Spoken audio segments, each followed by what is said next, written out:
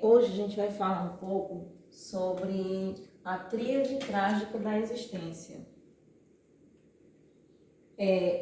A tríade trágica da existência podemos dizer que é um conceito, foi criado, cunhado pelo Viktor Frankl, né? Vou colocar aqui o nome dele, Viktor, eu acho que é com K, Viktor Frankl,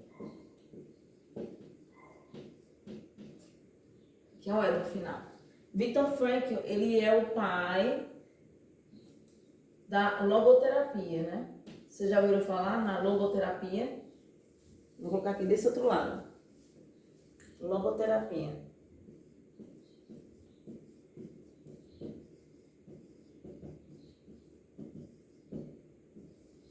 Logoterapia nada mais é do que a busca pelo sentido, né? Logos e terapia, né? É a terapia do sentido, né? Então, essa terapia do sentido, ela fica mais fácil da gente entender a partir do pressuposto dessa tríade trágica da existência, que é justamente, como ele coloca, a dor ou sofrimento, a culpa ou a morte. Em algum momento da nossa vida, essas três senhoras, elas batem na nossa porta. E a gente vai ter que lidar com isso de alguma maneira. Isso é inevitável. Todas as pessoas, independente de cor, independente de condição financeira, status social, posição que ocupa na sociedade, independente disso, nós iremos experimentar em algum momento essas três experiências marcantes, né? Muitas vezes traumáticas em nossas vidas. Mas o Viktor Frankl, ele fala que na busca pelo sentido existem valores que podem nos ajudar a lidar com essa tríade trágica da existência de uma forma mais adaptativa. Porque entre nascer e morrer, a gente pode fazer alguma coisa diferente. A gente pode experimentar flow, sim. A gente pode experimentar momentos de muito prazer, de muito bem-estar. E aí ele fala desses valores, né, que são os valores atitudinais, valores de criação e valores vivenciais. O que seriam esses valores de criação? Que é esse aqui, né? Os valores de criação, eles estão muito relacionados quando a gente pensa lá nas 7 leis espirituais do sucesso, ou 7 leis espirituais da vida, né, que foram pensadas, cunhadas pelo Deepak Chopra, né? Quando ele fala da lei do dar e do receber, ou da lei da doação, né? Então, esse valor da criação é justamente você dar algo de si para o mundo. Então é isso. Os valores de criação, eles estão relacionados ao dar algo de si, a de produzir algo, dar algo de si ao mundo, né? E aí a gente pode também associar com o que a psicologia positiva fala das virtudes, né? As virtudes da transcendência, sobretudo. E as virtudes da transcendência, elas são, né, as forças de caráter que levam-nos à virtude da transcendência, que são justamente a apreciação da beleza e da excelência, a espiritualidade, a gratidão, a esperança e o bom humor, né?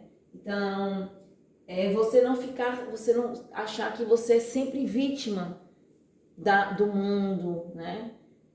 Você não assumir esse papel de vítima, é você entender para além de coisas que você não pode escolher, que você não pode controlar, existem coisas que você pode fazer, né? Que você pode lidar com a sua dor de uma forma sublimatória também, né? Ou seja, esse dar algo de si, ele se refere a atividades que podemos exercer e possibilitar uma contribuição para o mundo, né?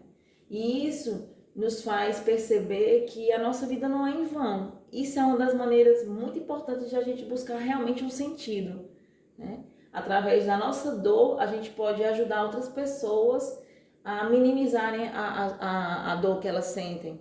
Então, a transcendência é justamente isso, a gente transcender a nossa dor, a gente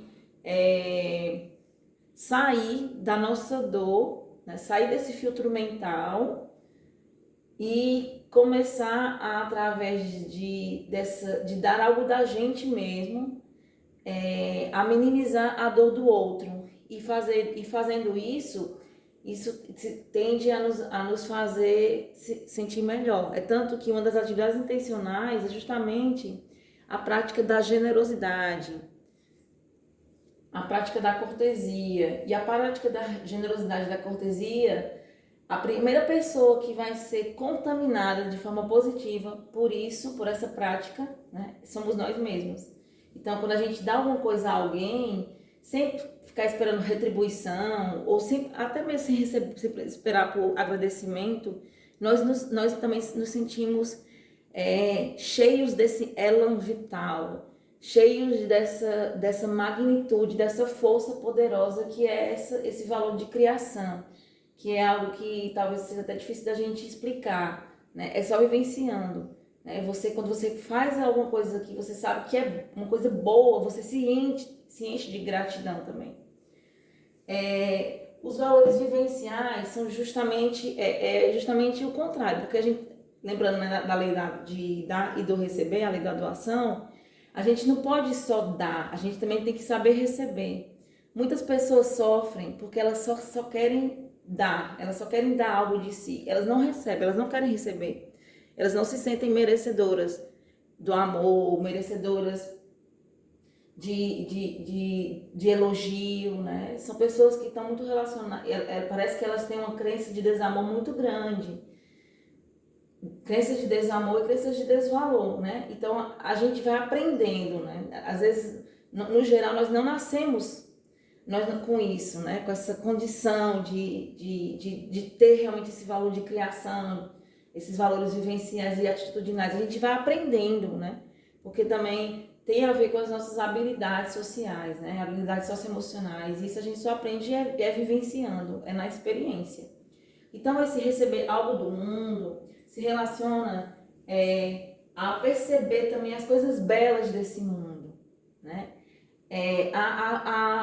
A usufruir das coisas boas do mundo, né? De uma forma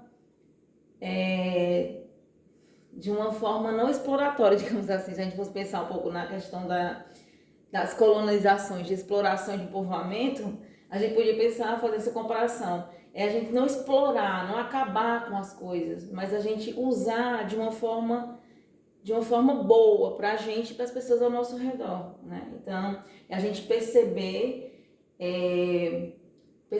as pequenas alegrias da vida, né? Tem muito a ver com essa coisa do Ikigai também. As pequenas alegrias da vida, usufruir, né, da beleza, da excelência, entender, ver, observar. Então, por exemplo, quando a gente passa por um jardim, né?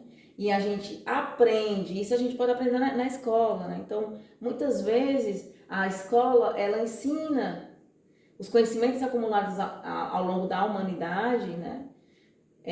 Porém, não ensina esses valores básicos, né? Uma coisa interessante no Japão é que antes deles começarem a ensinar matemática, física e química, eles ensinam as pessoas a respeitar o lugar onde elas vivem, a usar, mas não abusar dos bens que existem ali, né? A entender que não existe nada de errado em você limpar algo que você usa, de você organizar algo que você usou, de você não destruir as coisas que você tem, que não existe nada de errado, pelo contrário, isso é um caráter de humanidade.